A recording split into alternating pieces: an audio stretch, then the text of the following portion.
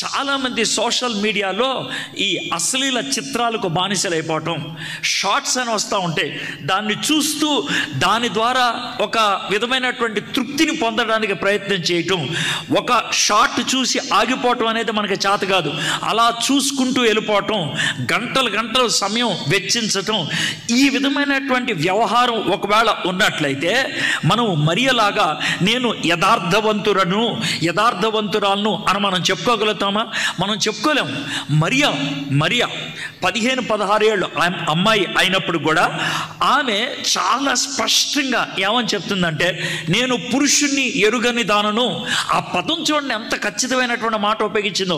నాకు పురుషుడితో వ్యవహారాలు లేవు, నాకు పురుషుడికి దగ్గరైనటువంటి పరిస్థితులు నాకు లేవు, అలాంటి చనువుగా ఉండటం అనేది లేదు.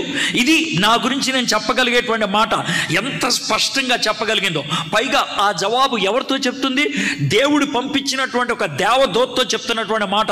మరి నువ్వు నేను ఆ విధంగా చెప్పగలమా? Are we pure like that?